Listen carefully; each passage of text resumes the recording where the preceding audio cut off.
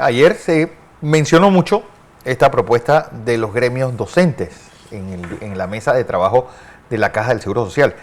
Ellos proponen como fuentes de financiamiento para de resolver el déficit, volver al sistema solidario, utilizar 10% de las utilidades del Canal de Panamá, cada puerto 20 balboas por el movimiento de contenedores, utilizar 10 balboas por cada contenedor que utilice el ferrocarril de Panamá, 15 balboas por pasajeros en tránsito, de las 189 transnacionales, multinacionales y zonas francas, un impuesto mínimo del 15% sobre las ganancias, importaciones de la zona libre, tasarlas con 1.5% de impuestos sobre estas importaciones, eliminar la ley que le regala la inversión al turismo, que los bancos den un 10% de sus utilidades, que los seguros den 10% de sus utilidades, que los juegos de azar den 10% de sus utilidades, incluida la lotería, las apuestas, el hipódromo y el bingo, 3% de impuesto en telecomunicaciones, un traspaso del 50% del subsidio que se le está dando a los partidos políticos, también un traspaso de las partidas discrecionales y otros subsidios de la Asamblea Nacional, un aumento de la cuota obrero patronal en 3%, 25% del patrimonio del ahorro Panamá en el primer año pase a la Caja del Seguro Social, un cobro de 840 millones de evasión fiscal, 5% de los bienes de áreas revertidas pasen a la Caja del Seguro Social. Esto, Fernando Ábrego, bienvenido, es lo que presentaron ustedes. Buenos días. Buenos días, Fernando. Gracias por la oportunidad a todo el equipo de Next y acá en el continente. Efectivamente, nosotros hicimos la sustentación de lo que acaba de leer, entre otras cosas, como por ejemplo la creación de un banco de los jubilados pensionados, hasta un monto tope de préstamo con intereses planos, pero que se convierta efectivamente en un proceso de autogestión de la Caja del Seguro Social, y eso tiene que ver mucho con la libertad, o mejor dicho, con la autonomía de voluntad de los seres humanos, de los jubilados, que decidan dónde quieren solicitar un préstamo, ya sea hipotecario o un préstamo corriente, y nosotros nos esperamos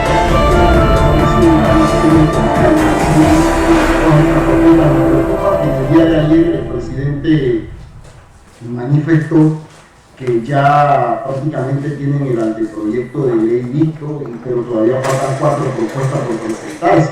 Claro. Eso no crea de suspicacia porque no puedes decir que ya tienes el anteproyecto listo si todo no Fernando, ha terminado todavía de presentar. Fernando, y por otro lado, Fernando, espérate. Antes que sigas, pues, uno, ¿de dónde sale esta base? Es decir, ¿de dónde salen estos números? Sustentados, sí. ¿Y cuánto sería lo que se obtiene de toda esta corrida que ustedes hicieron de casi, pues, poner a todas las áreas estratégicas del país a aportar a la Caja del Seguro Social? ¿Cuánto es y cuánto esperan ganar? ¿Cuánto esperan? Estamos hablando de un poco más de 3.500 millones de dólares anuales que se aportarían a la Caja del Seguro Social, pero teniendo presente que algunas de esas propuestas son por un año, sí.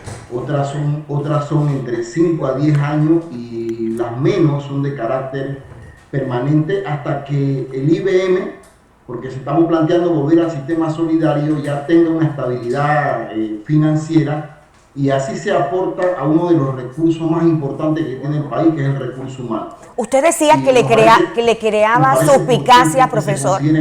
Profesor, usted decía que le creaba suspicacia el tema de la presentación de nuevas propuestas. ¿Por qué le crea una suspicacia cuando se ha hablado que todos van a tener la misma oportunidad de presentar la propuesta y de sustentarla?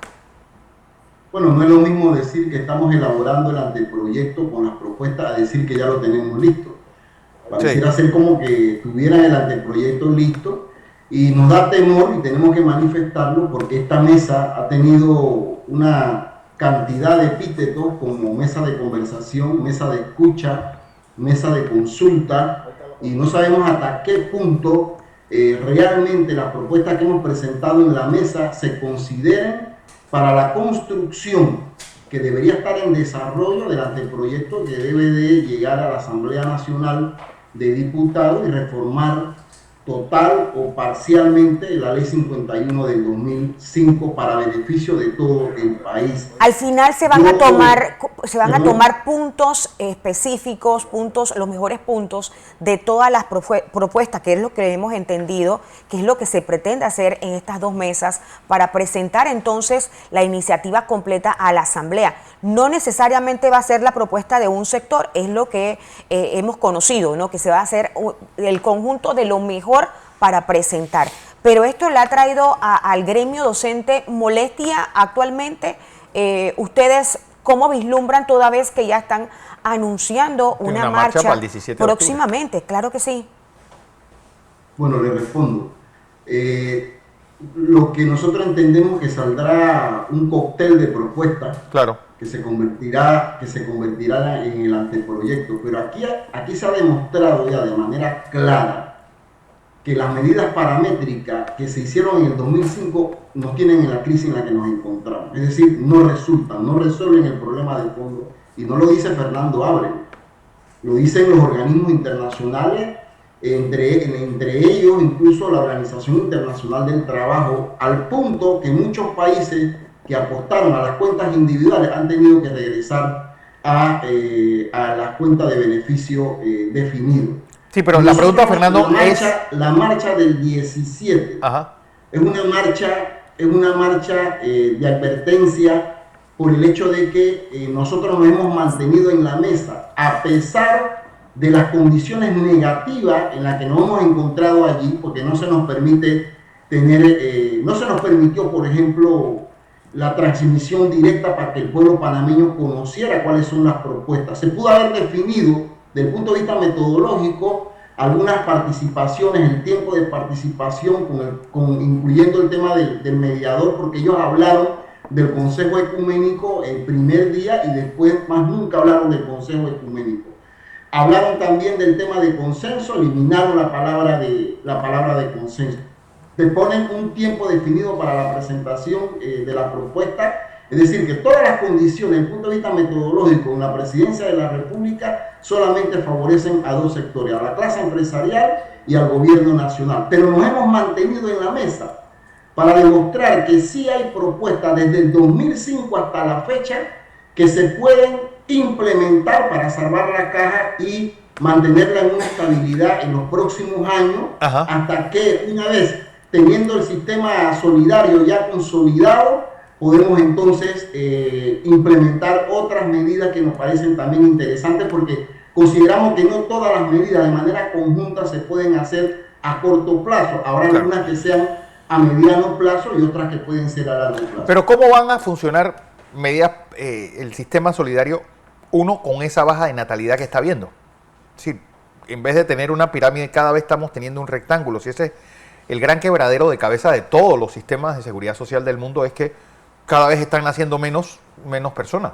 Y lo dijo el presidente. En el caso de Panamá, el experto de Comenenal sustentó, que fue el único que sustentó con gráficas, con cuadros estadísticos, que Panamá en estos momentos se encuentra en el mejor momento para implementar el sistema solidario y reforzarlo, porque hay algo que se conoce como bono demográfico, y en este preciso momento, a pesar de lo que usted acaba de mencionar, hay un cúmulo de trabajadores importantes que podrían entrar en el sistema solidario, en esa solidaridad intergeneracional que fortalecería con las otras fuentes de financiamiento que hemos planteado, lógicamente, fortalecería el sistema solidario, y que ese bono demográfico, si no lo aprovechamos en este momento, se perderá posteriormente. Porque, por ejemplo, este tema, por ejemplo, de la baja natalidad tiene que ver también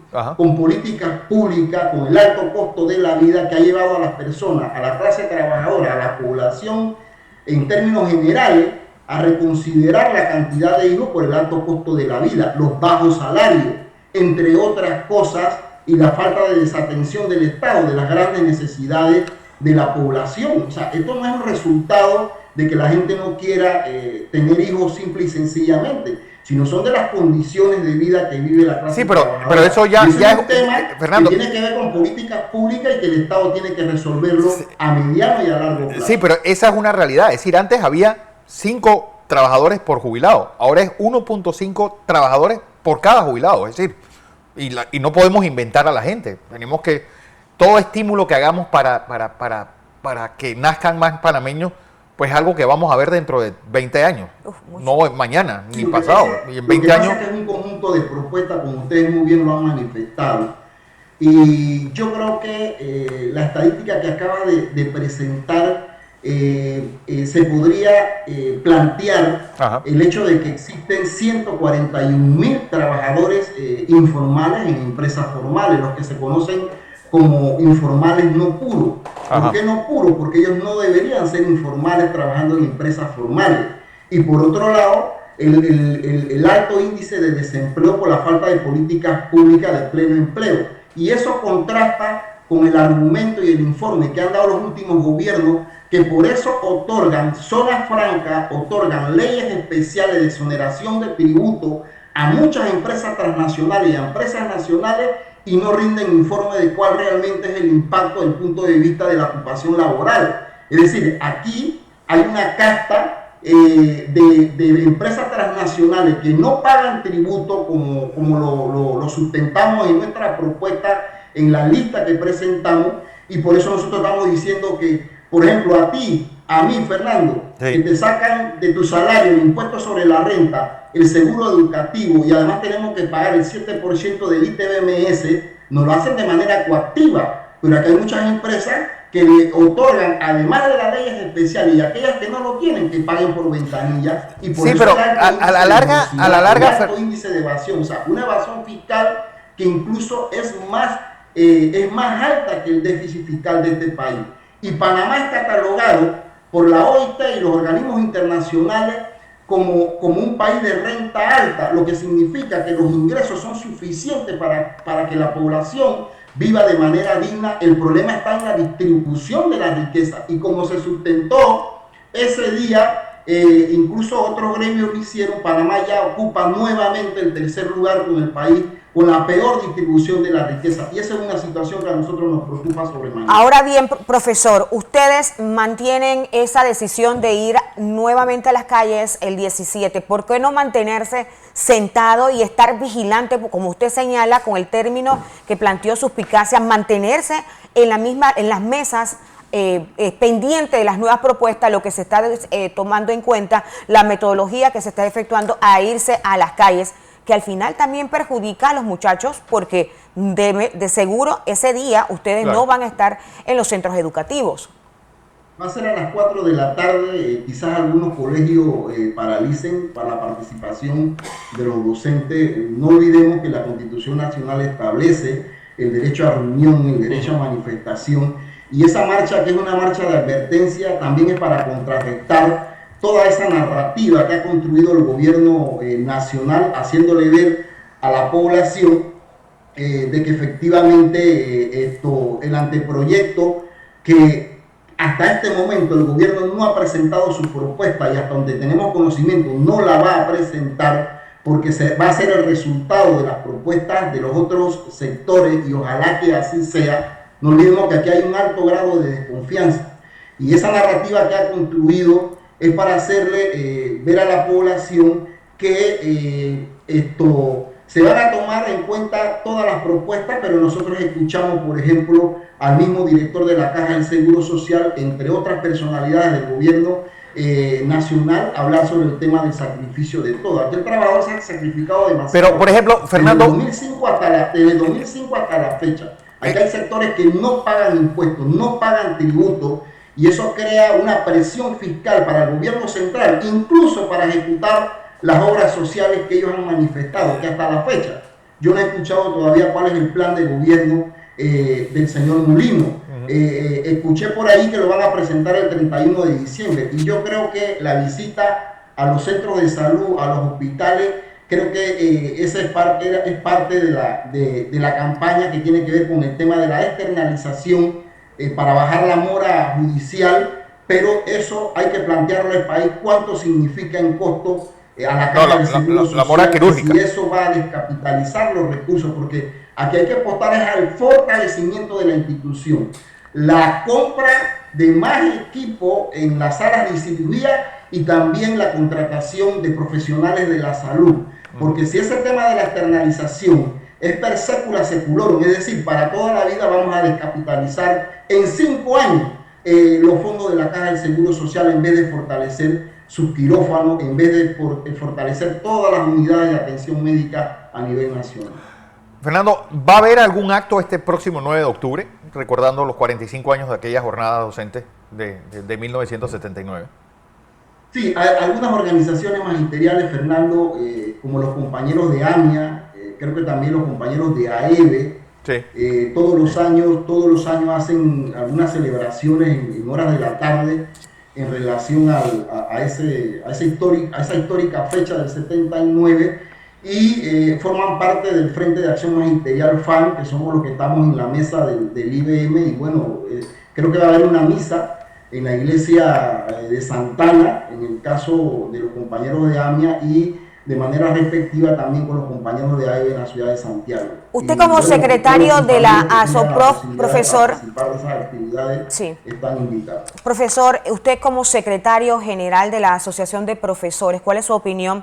Ayer se interpuso una nueva denuncia porque siguen saliendo más difuntos que cobraban en el Meduca. Ya la lista va por 126 fallecidos que mantienen actualmente la acción activada de pago. Ustedes, como gremio, ¿qué opinan de esta situación? Lo más seguro que esto va a recaer a muchas instituciones porque esta irregularidad data del 2021. ¿Ustedes qué opinan? Bueno, efectivamente, y es muy probable que eso aumente. Y eso ha pasado en todos los gobiernos, la diferencia es que este gobierno lo ha denunciado, en nosotros también, y no solamente pasa en Meduca, pasa en todos los ministerios, y eso tiene que ver un poco con el tema de la modernización de los ministerios que forman parte del Estado panameño, de la nación panameña, y yo creo que esa es una tarea que se tiene para que en esos casos esas situaciones no pasen y no sucedan. Pero a nosotros nos parece viable el tema de la denuncia de la ministra de Educación, pero ella tiene también direcciones nacionales, como la Dirección Nacional de Asesoría Legal, que también se puede encargar del tema de las denuncias en relación a esta temática. Profesor, y ella como ministra de Educación debe tener ya una política, una hoja de ruta en relación al tema de la eliminación de las ranchos, el tema de la eliminación de los comedores, en el tema del uso efectivo del 7% que ganamos en Buena Lid en el proceso de lucha del 2022 para atender las grandes necesidades estructurales del sistema, incluyendo también el aspecto de la modernización, ¿no? La revisión de los contenidos y todo lo que tiene que ver con el tema del acto educativo, que es importante para mejorar el proceso. Profesor, pero ¿cómo se puede, es decir, cómo puede haber tantos muertos cobrando? Sí, ¿a qué se les soltó la liebre? ¿Fue en las direcciones provinciales? ¿Fue en Cárdenas? ¿Dónde ocurrió este error? ¿Y quién lo estaba cobrando? Fíjate que la ley, el decreto ejecutivo 100, si mal no recuerdo, en el artículo 38 establece claramente cuál es el mecanismo de notificación y comunicación regular dentro del organigrama del Ministerio de Educación.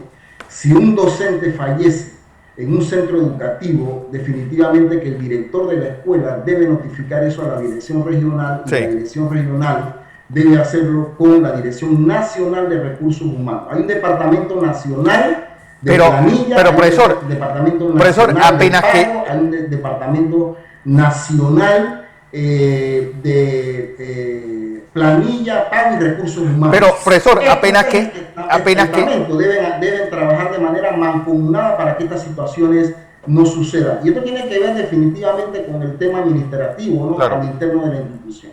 Pero apenas que uno inscribe un fallecido en el registro público, el gobierno no está en línea en todos los Tribunal Electoral, es decir, para decir esta persona ya no existe. Bancos. Es decir, ¿cómo puede haber 126 personas que crían malvas y están cobrando.